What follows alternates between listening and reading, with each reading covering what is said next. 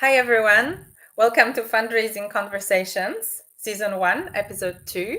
I have a great pleasure to have as my guest Ludwig Forrest from the King Baudouin Foundation, who is also involved in a couple of other important initiatives that we will tell you all about. Hi, Ludwig. Hello, hello. Hi, how are you Very, very, today? very, very happy to be there. So thank you for the invitation. Thank you for accepting. So today we're going to be talking about cross-border philanthropy. So let's jump right in and tell us, when do we actually talk about cross-border philanthropy? What do you mean by that? Well, it's a vast subject, but I will try to be very short. When do we talk about cross-border philanthropy, or at least what will we explain today? It's really when you are a beneficiary, uh, having a donor in another country than in the country where you are located. So let's imagine you are beneficiary A and you live in Belgium. If you have a donor in France, in Spain, in the US, in Canada, in Australia that wants to support you, this donor will either make a lifetime donation, and that's cross-border philanthropy, or he will maybe envisage to give a bequest. So that's really the situation. For some examples, universities having alumni all over the world, museum having visitors from all over the world, or just simple organizations that who have one or two or five or 10 donors in other countries. They are all doing cross-border philanthropy. Okay, and when we talk about donors, we talk about foundations. Yes, when you are talking about cross-border philanthropy as a global thing, you can also talk about foundations, but no, in this specific case, because, well, at least what we will talk about later today is about how can those private donors, individuals and corporate donors make donations from their country to another country with all the tax benefits in their own country. So again, I will take an example. I am a Belgian person and I want to support Le Louvre in Paris. Either I can just go to my bank and make a bank transfer that will arrive on the Louvre and they will send me a French fiscal receipt, which might or might not be helping me to get my tax benefits in Belgium, or I am trying to find another solution. And what we will discuss today is this are those other solutions and all the progresses that are made at European but also at international level to facilitate and to enable this cross-border philanthropy with all the tax benefits for your donors. Okay, perfect. So what we're just to summarize, on this donor side, we're talking about individuals or corporate organizations who are giving, and then in another country, non-profit organizations, cultural institutions, and universities, research, this type of organizations. That are the beneficiaries. Why not foundations? Because a foundation makes a grant. King Baudouin Foundation, when we support an organization in another country, we make a grant to that other country, but there are less income tax deductibility matters and so on. So it's very important as well, but it's not the topic of today. Right. So exactly. So let's talk about what challenges happen when this kind of donation is made to another country. What are the main things that donors struggle with? Well, the first one is to find the information. I am a French citizen and I want to support an organization in Canada. I am an Australian citizen. I want to support an organization in Portugal. I am an Italian and I want to support an organization in Belgium. How can I find the information to do it in the most effective way? Again, you can just go to your bank and make the bank transfer. And for some people, this is enough and this is fine and this is great and this is perfect. But in other countries where there is a huge tax benefit to make a donation to a charitable organization in your own country, there it might be worthwhile to see how you could obtain this advantage, even if you are not supporting a national beneficiary, but a beneficiary located in another country. And finding this information is not easy, but there are ways, and we will show later some ways to get that information. The second one is that in some countries, in most of the countries, I would say, when you make a cross-border donation, normally you should, especially in Europe, but in most cases you don't receive the same tax benefits as if you would have supported, you would have intended your legacy to a national beneficiary. And so that is the global work that we are trying to do and that we are trying to achieve through providing information, providing solutions, and having some advocacy at different governance levels and with different institutions. Okay, perfect. So information, solutions, and working with the Advocacy, yeah. EU, which Yep. we will touch upon each Yep. of this topic in turn. We are currently watched live by 5 people, so I just want to Mhm. really welcome you here as well. And if you have any questions, please type it through the platform on which you are watching, and this is going to arrive to us here, and we will take your questions throughout this interview. So please don't hesitate.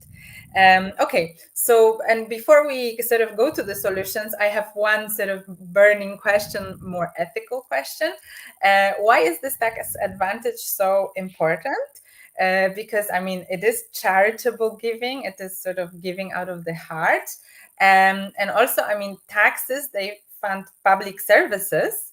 And often non-profits, for example, they actually act where public services fail. So I feel like there is maybe a little bit even like a discrepancy of wanting the tax advantage. And why you have experience, obviously, working directly with people who donate. Please tell me why does it matter? Why is this important? It's a very good question, and it's also a long debate to have, and it touches the advocacy work that many of us are doing to promote and enable philanthropy, because this tax advantage is obviously not linked to cross-border. It's also a question that is linked to national Look, yeah, philanthropy, of course. So philanthropy has a complementary role to the action of public authorities. And so it's a kind of advantage that foundations, associations and organizations do receive from the national government is one a responsibility, but it's also a proof of confidence. Me, the state, I'm giving a tax advantage to persons that want to support this organization because I know that this organization, in a complementary way to us, is contributing to the general interest. mm-hmm. And so the responsibility of this organization is to do it in the best way and to achieve the most impact. Yeah, And also to explain this to the donors. You have federations, you have organizations that are explaining this to national governments, but you see that many national governments do agree with this position, complementary role, innovation, and they are doing this and many people want to act next to what the state is capable to do it, also because of the agile role of philanthropy and of yeah, organization. We had the best example was during the COVID crisis, where the role of philanthropy has been acknowledged both by national governments as by the EU institutions yeah, and in other countries as well, in other parts of the world as well, of course. yeah. So Yeah, this so being said, it's, yeah, and I will terminate on that. This being said, donors have the choice to use the tax benefits or not to use the tax benefits. And as you say, some donors, they don't care and they just give with their heart. For others, it's just a nice thing to have, and for others it is important. And I'm not judging anyone, I am just telling the opportunities. But if you know that in some countries the tax advantage is very high, it's yeah, Belgium is 45%, in France it's 60%, in other countries are giving 25% on top of the donation, then it's yeah, worthwhile at least considering it, because it of allows you course. to give more. In Yeah, fact, exactly. I that was no, thinking that if I give €100 in Belgium and then I get 45 back, then I can actually give 140 perhaps, you know. I So I hope all the donors will be as smart as your reflection now.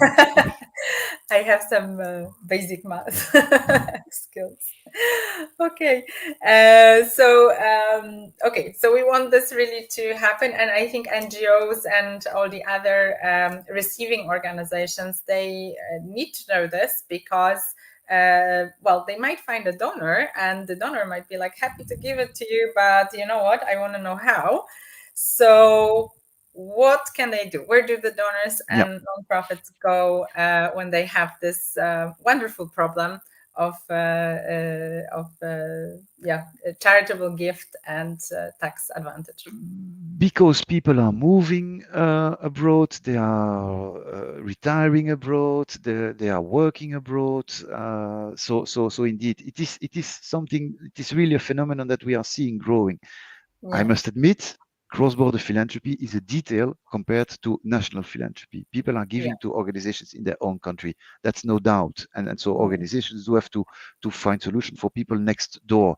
But it might be interesting, and we see that more and more because the figures are growing and growing, that to at least, as you say, having an answer for the donor that leaves your country and that goes to another country to help him or her to continue to make the donations to make the you. donations to your organizations. So where to find this information? Well, you can obviously contact the networks. We will talk a little bit later, but finding the legal and fiscal information, which can be boring, but that we try to keep as simple as possible. You have this organization called Philea, which is the merger between the European Foundation Center and Daphne, that has issued country profiles, and thank you for showing them.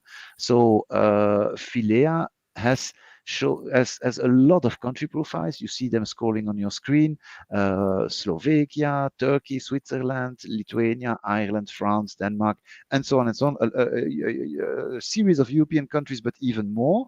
That where and if when you will have the link, and I imagine that you will put a link in the chat or somewhere or after it, then you can go and then you can click on one of the countries, and you will see a series of questions that will give you a clear explanation of the legal situation on in Belgium, for example.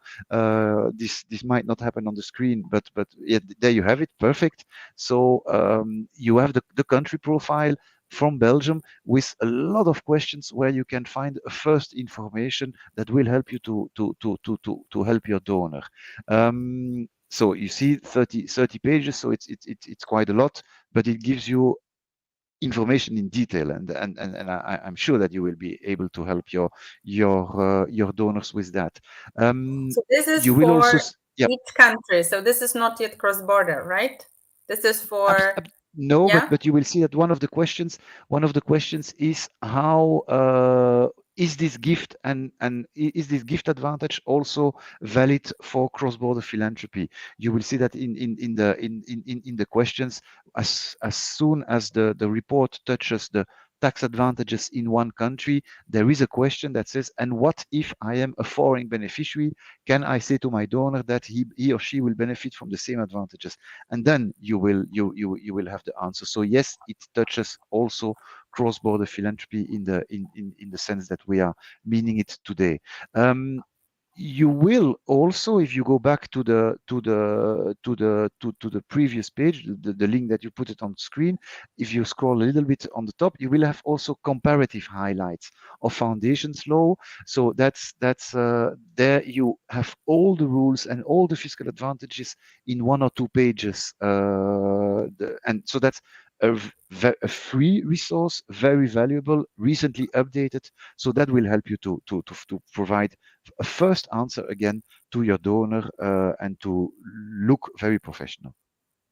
Okay, so for everyone who is watching, the link to the page we are showing with the country profile is just at the bottom on the banner, and it is really an absolutely amazing resource for every country. There is information about what type of organizations.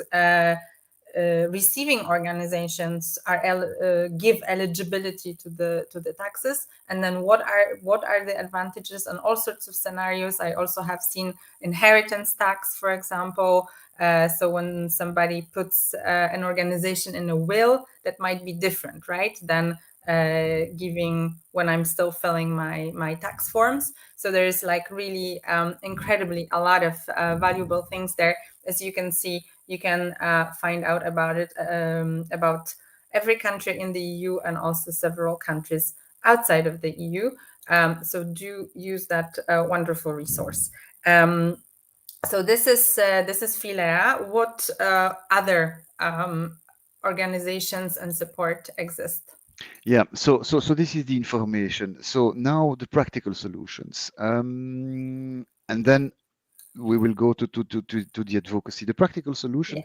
we have, there are some networks, not many, but I will highlight two.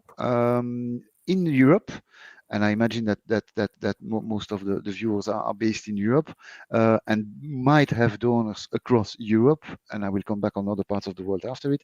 But we have the Transnational Giving Europe Network. Transnational Giving Europe Network. Here you go. This is a network that was created 22 years ago, something like that, between four organizations. One in the UK, the Charities Aid Foundation, the King Baudouin Foundation in Belgium, Fondation de France in France, and a Dutch organization. Why? Because the person I mentioned earlier on that wanted to support Le Louvre, he didn't find some information and he knocked on the door of the King Baudouin Foundation and he said, look, I want to support the Louvre 22 years ago. 22 Uh-huh. years ago, I want to support the Louvre, but I will have no tax benefits. Can you, King Baudouin Foundation, find a solution? And so predecessors went and had a roundtable with four, and they said, look, we have to find something. And so there, Transnational Giving Year was invented, and the principle is still the same. So I am a donor, Belgium donor. I'm going to the King Baudouin Foundation and I say, I want to support Le Louvre in France. King Baudouin Foundation will tell you, wait, we have now transnational giving up.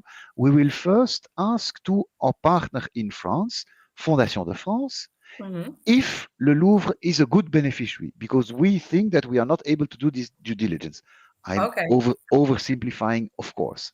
Yeah. For Le Louvre, as you can imagine, even myself would be able to say that it's a very good beneficiary. But this is the principle, and this has allowed those partners to ask to their national authorities if they would accept us to participate in this network. And obviously, with this reciprocity, with this national check, the national authorities did accept that. And so TGE was born. Today, we Mm-hmm. are covering 20 countries. 20 Italy, countries. yes, Italy, Romania, Bulgaria, Germany, Switzerland, UK, the Netherlands, and so on and so on. You will find a list on the website Transnational Giving Europe. So today, let's imagine that you are a Belgian organization and that you have donors in Italy, in Spain, France, Switzerland, and Germany, those 5 countries. Then you could go to the King Baudouin Foundation and say, look, I am a Belgian organization and I do have donors in those countries. Can we please benefit from Transnational Giving Europe? King Mm-hmm. Baudouin Foundation will then check the Belgian organization and say, okay, this is a good organization.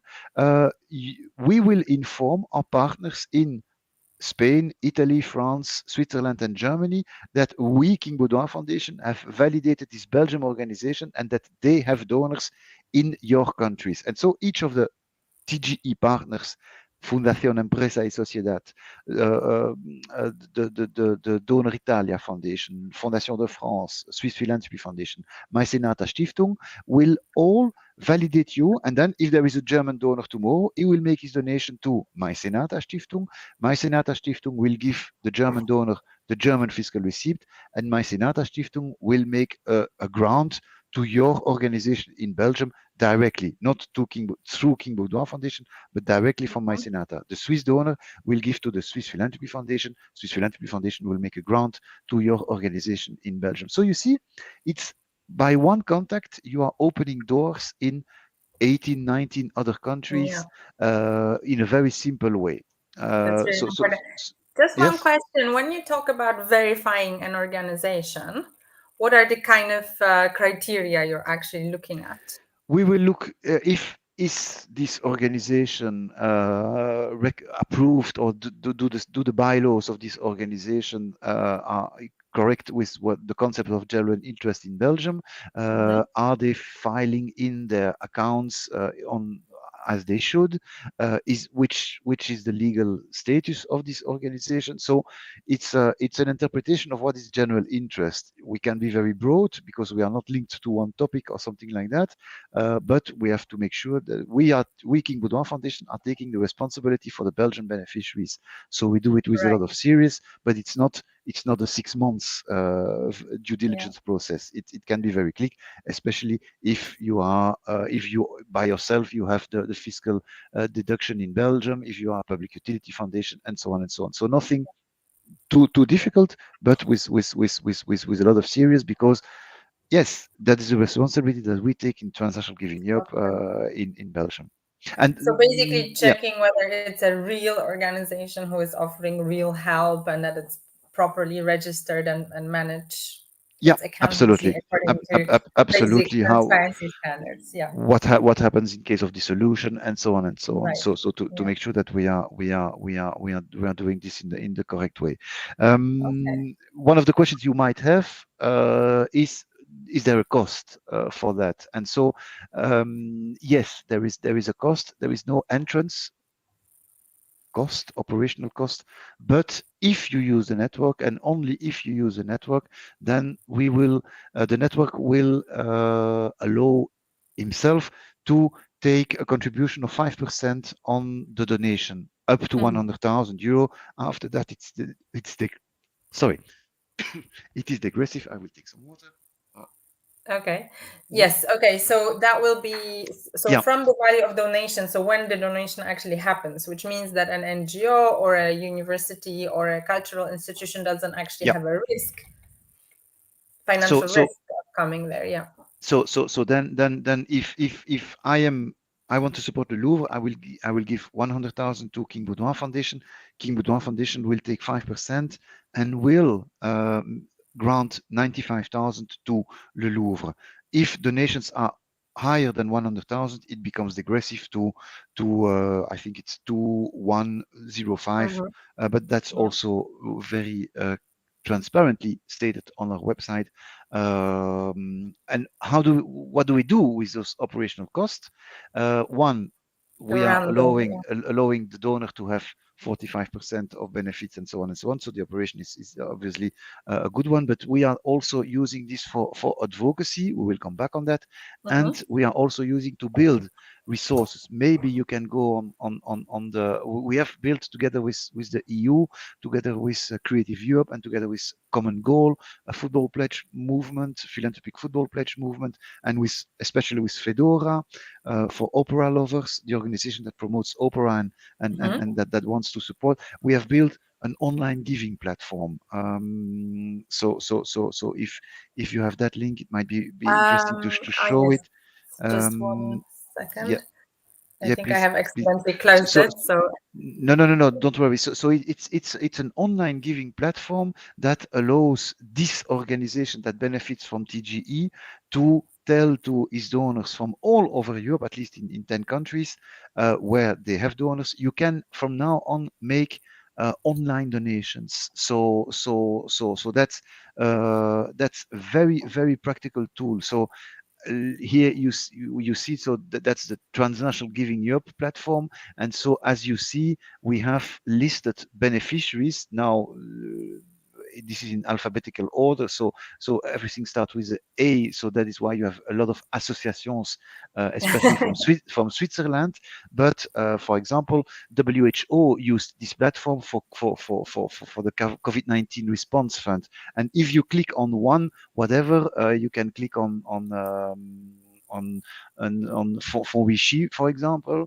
That's a Belgian organization. Yes, you have it there. this one? No, I for wish she. Vichy. Yeah. Yes, Yeah. Got it. Yeah. yes. You can click on that one. And so for Vichy, which is an organization that tries to buy land in Argentina for rural populations. Uh-huh. You can here, as you see, you can make donation, and let's imagine that you can click on the list to see. Yeah, so let's imagine that you are a Swiss donor. Okay, voilà, Switzerland. You click on next, and then you will see that the Swiss donor that was on the website of Oh, wow. Allianz Awici can make immediately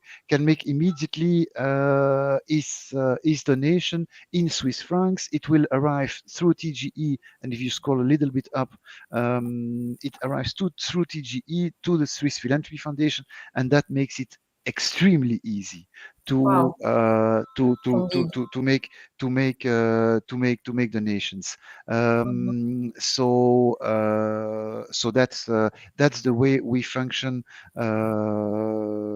with this alliance. And so Right. So that's this one of is the what, things that are funded from yeah, these the yeah, 5% that you have mentioned. yes, Yeah. absolutely, absolutely. So that's And this is for Transnational Giving Europe. individual donors, this the And platform you corporate have donors as mentioned. well. Corporate Corporate donors as donors well. as well. Yeah, Okay. yeah, yeah, yeah. Yeah. TGE is for And individual and corporates. Yeah.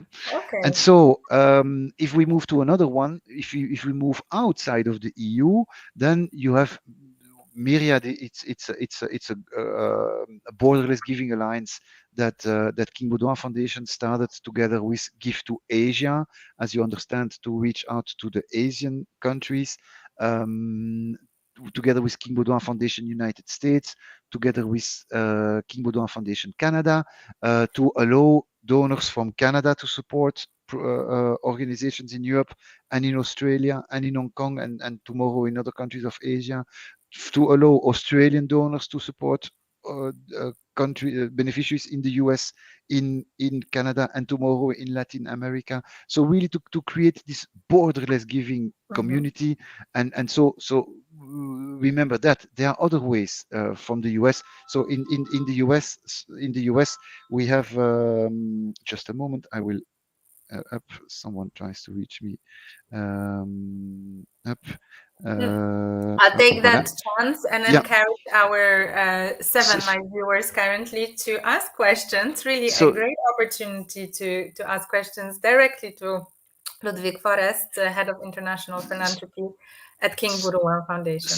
so remember that if you have a question from a donor in the US, from a donor in Canada, from a donor in Asia, don't hesitate. Myriad is there. You have Fondation de France that has also. If you are a French organization, you know that Fondation de France has also a solution. Charities Aid Foundation has a solution in the US. So there are different ways to make cross-border donations, but Myriad can be your first First point of point of contact. contact to ask the questions, and then we see which is the best solution. We can see what is the best solution for you. Um, that's Okay, that's so that yeah, and so the networks, finding information, practical solutions, and then advocacy. advocacy, Uh, yeah. Just one Advocacy. question on Myriad before we Yep, move forward. Actually, two questions. So Myriad is really the same principle as Transnational Giving Europe, absolutely, but in a absolutely. global way. Yeah, Yeah. yeah, in a So more if global somebody way, has and a donor from outside the EU, they would rather go yeah. to Myriad first, right? Yes, yes, yes, Yeah. and in a growing global way, I would say, because we have now we are doing a feasibility study on transnational giving Asia together with the Bill and Melinda Gates Foundation, so that the Hmm. report will be out soon, just to see what's the situation in Asia and can we find solutions to allow giving to and from Asian countries, and we are also expanding to Latin America if in a near future. So it's a growing story. Okay, that's important. Okay, and another question is, can a nonprofit organization, for instance, come to these organizations and ask to be matched with a donor? Is that also Um, part of the service? Yes, but you will have to find a donor first. Ah, So why do I say yes? Because we saw that we had some beneficiaries that came and that said, look, we have a donor that matches our donations, but not only cross-border donation, national and cross-border donations. And so they really reached out to donors all over Europe to get donations in cultural sector. We we see that often where there is a donor that says, okay, I will give you, but I first want you to match to find the same amount. So you can go reach out to your donors and say there is someone that matches, but please give us now because we need you to give to be Mhm. matched. Yeah. But So you that's need yeah. you mean gift matching. I meant in my question matching a nonprofit organization with donors. That is not part No, of. no, no, no, no. That's not the aim of Transnational Giving Up or Myriad. We have to remain neutral towards all the beneficiaries and donors that are using the service of Transnational Giving Up of Myriad. Yes. Okay, but I will Things. take an opportunity before we go to advocacy aspect. I will take an opportunity that you are here, and of course your main sort of home base is King Baudouin Foundation, because I know that a lot of nonprofit organizations, the ones that are coming to us, are asking, how do I find a donor? And I know that King Baudouin Foundation is actually an organization that sort of pools resources from several donors. Yeah, So, how does yeah. one actually become part of this wonderful story? So there are different ways. We have a website that is quite comprehensive, and all those funds, as you say, King Baudouin Foundation is an umbrella foundation. All those funds they have calls for project that are published on our website, and so then there are selection criteria. There is an independent jury that will on or will not validate your demand, your request, and to see if this fund can make a financial support to the King Baudouin Foundation or not, to your organization or not. After that, if you have donors abroad and so on, don't hesitate. Then you are becoming part of the Transnational Giving Europe family, and therefore also quite quickly of the King Baudouin Foundation family. Mhm. But after that, it's discussions, it's time, it's sometimes miracles where there is a contact with a donor that wants to, but these are everything but a promise because we are respecting as much what a donor asks us than trying to create opportunities. But Yeah. that's not the characteristic of the King Baudouin Foundation. All foundations, all umbrella foundations are doing this. So, applying for a project would be the first way of Yep, making contact with King yep, Baudouin Foundation, yep, and then yep, seeing what comes yep, out in later yep. dialogue and so on, right? Absolutely, Even if somebody absolutely. doesn't get the first uh, grant, right? Yeah, of course, of course, of course, of course. Yeah. Yeah, Okay, perfect. So that's great to know. And then let's yeah. talk about the state of affairs in the EU, because in Yes, the EU we have the single market. So shouldn't that actually be already solved? that's the dream. That's the dream. To have the single market for philanthropy, which would allow someone like you, like myself, like a company to make a donation everywhere within the EU and not to have to worry about everything that has been said in this last half hour. Mhm. So this should be the situation where myself, I would be able to support a charity in Portugal, in Spain, in Italy, in Germany, just making a transfer and being able to use their fiscal receipt to deduct it from my taxes here in Belgium. That's the dream, and that is what we are advocating for. And as you understand, should that happen, transnational giving up is not needed anymore, and we would be the first to be happy because then we would have achieved the final impact Cool. that we try to reach since 22 years. Mhm. But obviously these advocacy efforts are made by Philea. We are contributing to it if we are requested, but Philea is really the spokesperson, the spokes organization to do this advocacy. What's the state today? That is that there are some opportunities. We have people from the Commission that are pushing the agenda, people from the European Parliament that are issuing motions.